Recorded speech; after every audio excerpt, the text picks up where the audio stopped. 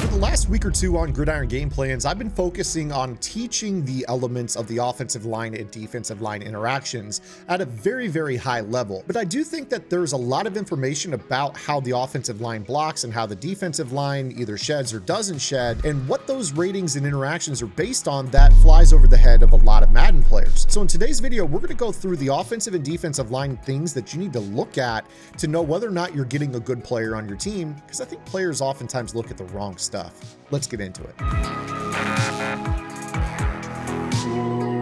What is up, guys? Zan from the Zan YouTube channel. In today's video, we're going to be talking about offensive line and defensive line interactions, basically a 101 level course. You could actually, in theory, consider this to be a Madden 101 level video, but I kind of want to just break this down in general because a lot of players are confused as to what dictates the animations that you see. You know, you get a lot of different interactions on the offensive line. You got 5 linemen, you got 4 or 5 rushers on most plays.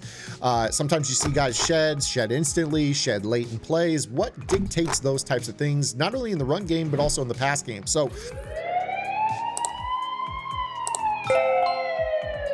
let's start off with the run game, because I think that most players, obviously, they have to acclimate themselves to become a better passer. A lot of players are more comfortable running the ball when they start off. So let's talk first and foremost about what the most important ratings are for players when you are running or passing the football. So starting with the run game, we are going to be looking at, obviously, weight. Weight is an important factor. It's not the be all end all. It actually used to be really important a few years back in a capacity that actually was 1/3 of the algorithm. And we kind of figured that out. If you guys recall the Fat 5 theory many years ago that I put out, that was something that really benefited players on the MCS competitive level because they were able to spend minimum cap AP on giant men, just like huge.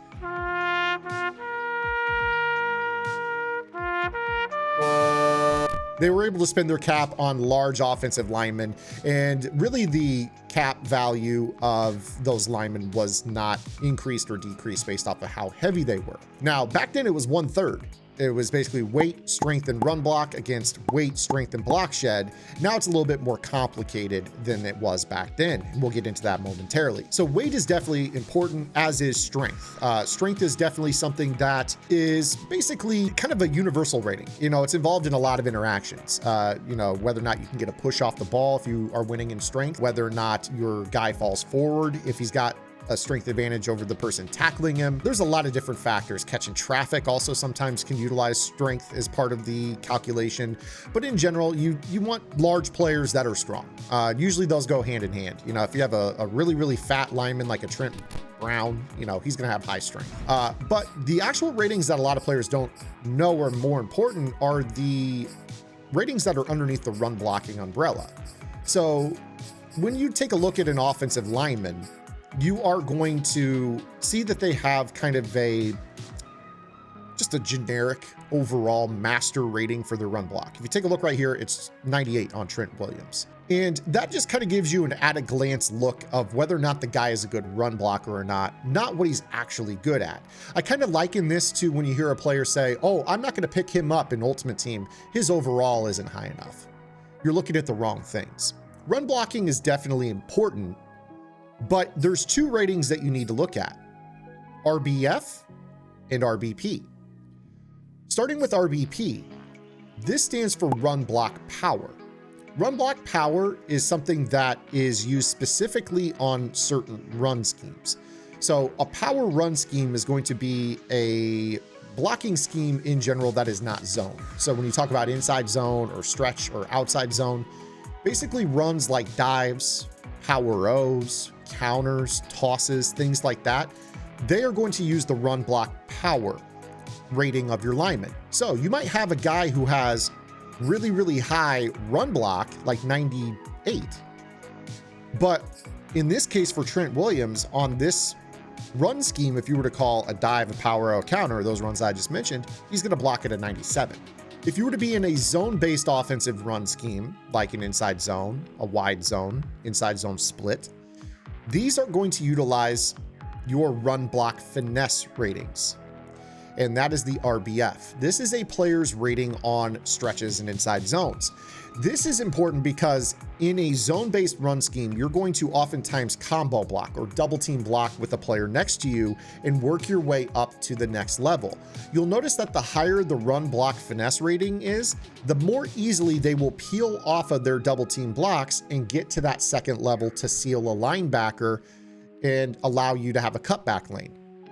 Likewise with inside zone split. Let's say you have a tight end that's blocking across the formation on an inside zone split. He's responsible for that backside player, allowing you to cut back into that B gap. If he has a low run block finesse, he's not going to be able to execute that block nearly as well.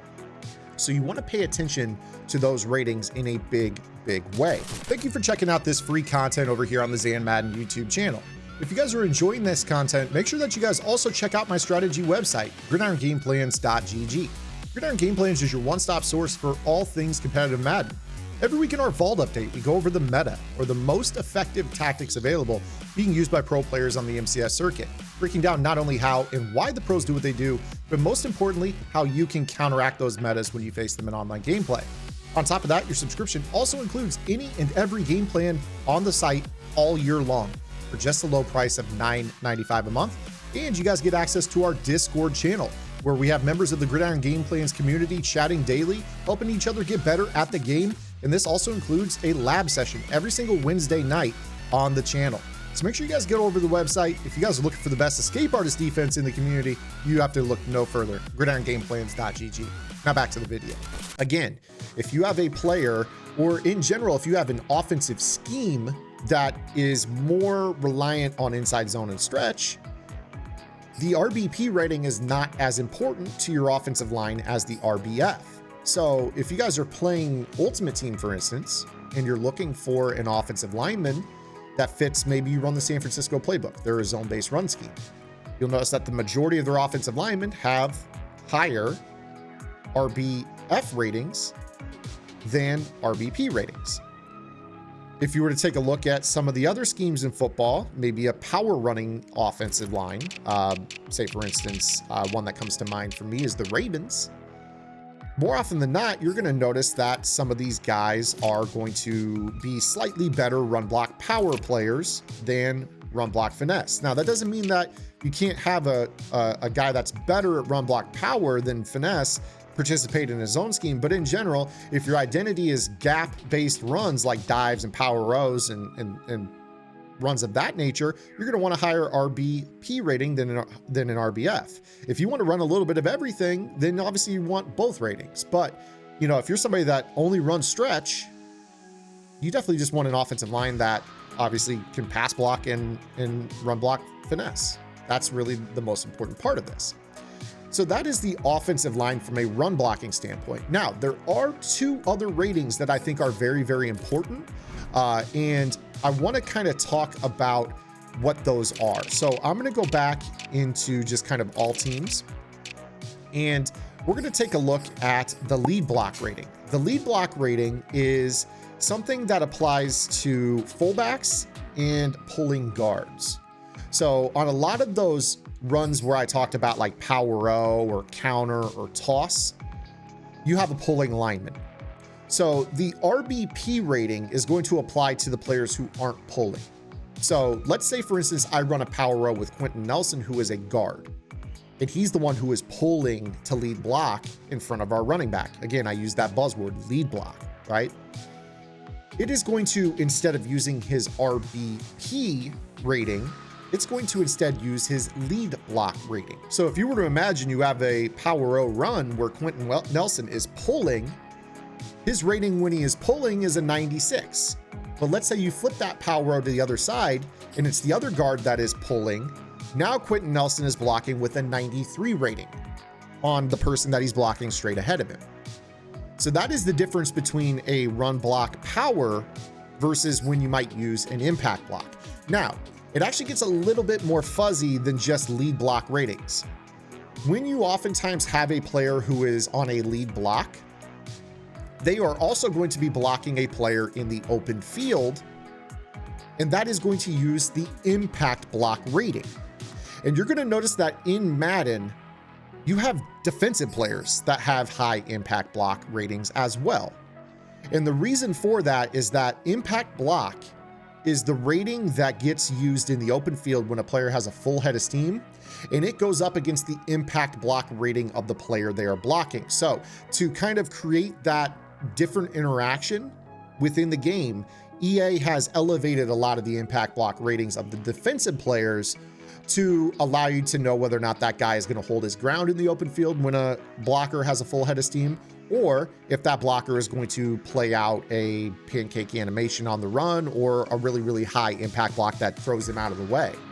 So you'll definitely notice that there's a lot of players in the game that have high impact block. Now, if you really want to take this to the next level with impact block, you actually would be talking about special teams as well. So that's why you can get solid blocks out of defensive players on special teams, is because they have high impact block. They're running downfield, 20 yards full head of steam, and they're impact blocking somebody. So that's kind of how to explain impact block. Again, you're going to notice these on like traps, toss calls where you get a pulling tackle out in front of the running back going out to block a corner or safety. You're going to notice this on power O's. If that guard pulls and leads up to the second level and hits a linebacker, that's going to be impact block rating plus lead block rating. There's a lot of different factors, but I hope that this explanation of the run blocking game allows you to better understand what you want in your offense. Again, if you run a ton of power O's, you want the guy who's pulling on those power O's to have good lead block and impact block, as well as run block power. And the rest of your scheme needs to also have good run block power. But if you're somebody that runs nothing but stretch and inside zone, then you want to have high run block finesse, because those are the players that you're looking at to make sure that that scheme blocks efficiently, not only at the point of attack, but also peeling off to the second level and picking up those linebackers, so that way you have cutback lanes and that they can't gap shoot you. So definitely pay attention to those ratings. Now, that's going to take us over to the pass blocking side of things. You're going to have a master pass block rating as well. That is, in my opinion, equally as useless as the master run block rating.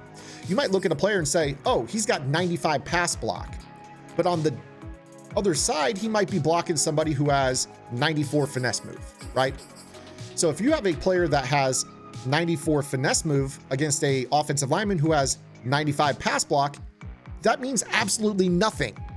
Absolutely nothing. Let me repeat that. If you have a player that has 94 finesse move rushing a player that has 95 pass block, that means absolutely nothing, because the pass block rating is just this kind of BS at a glance master rating that tells you how effective the guy is overall as a pass protector. You want to really dive into the sub stats of the 95. So if you were to take a look here at Zach Martin, Zach Martin has 96 pass block power. What that means is that he is going to win the vast majority of snaps against players who have a power move rating of 95 or less. However, if Zach Martin goes up against that same 94 finesse move that I was just talking about 30 seconds ago, he actually has 93 pass block finesse, which means he's going to lose the vast majority of those interactions against that player. Now, if I were to take a look at David Bakhtiari here, he's got 97 pass block finesse. He's going to be fine against players one-on-one the vast majority of the time that are 96 finesse move or worse.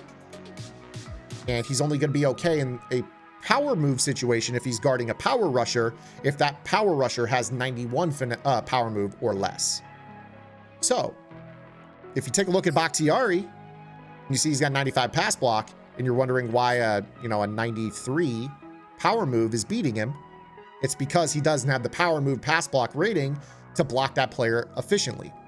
Now, I want to finish up this video with a point of confusion that I've heard across the board for years. Just because you have, say, 99 pass block finesse, and you're blocking a 97, 96, 95 finesse move, that does not mean that that player will not shed. What it means is that that player will not shed for X amount of time. And there's a base timer that is applied to the shed. So if I have a player that's 99 and I'm blocking somebody that's 95, you can expect that shed to occur somewhere between, 2.3 to 2.7 seconds. I'm pulling these numbers out of my rear right now. But in general, if you were to kind of play that and look at it, That's about what you see. Now, that doesn't mean that they will never ever get instantly beat.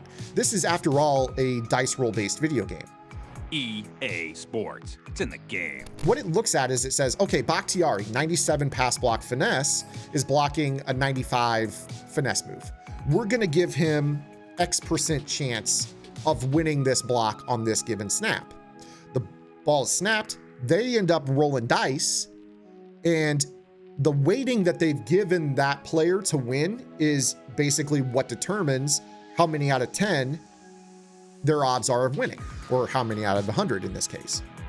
So let's just keep it, I'm going to pick these numbers just randomly as well. There are actual details out there that have been looked at, like MUT leaks and different accounts as well. But let's say you have a 97 versus a 95. Let's say that the game says, okay, 8 times out of 10, we're going to hold our block for 2.5 seconds.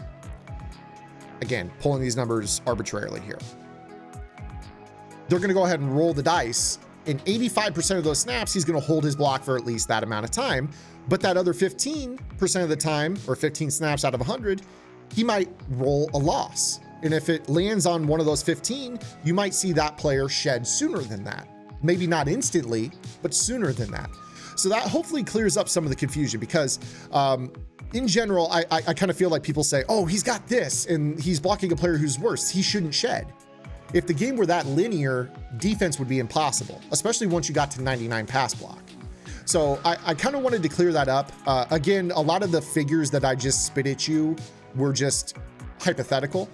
But overall, that is the generic way that the game is coded. Again, the exact percentages that I just spit out with the 85 and the 15, they aren't 100% accurate.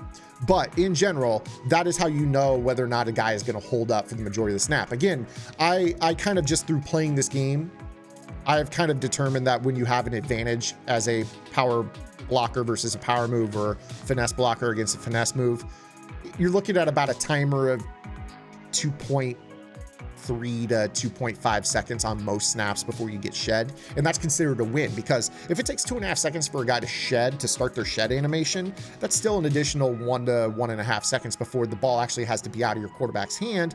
This is the kind of thing that just tickles my balls. In a lot of cases, those release animations for the quarterbacks are, 1.1 seconds or less. So you can kind of see everything happening in front of you. You got 2.5 seconds to scan the field, and you find your receiver. You're going to know if your bomb play is going to be there, and then boom, that shed animation starts to occur. You know at that point in time, okay, I've got about a second to get rid of the ball. Hit your check down. So, when I teach some things on Gridiron, I've gotten a lot of people that are like, hey, why am I getting shed? And it's like, well, I mean, your clip, you held onto the ball for about 2.5 seconds before that occurred. I don't know that you were expecting a pancake or literally to never ever get shed, but that's really not the way the game is coded. So I hope that today's video kind of shed some light on that for you guys. I know that I didn't really take the field with today's video, but I think that this was pretty informational. Like I said, this could be a Madden 101 level video, but I feel like lately I've been doing a lot of lab work along with Colt 45 over at the Virtual Lab Partner. Check the link in the description for the VLP. We've been looking at the offensive line, defensive line stuff, and wanted to clear up some of the frequently asked questions and points of confusion for you guys. If you guys like today's video, make sure you guys hit that subscribe button. We'll see you guys tomorrow with the next one. Until then, this is Ann. Get in the lab and good luck.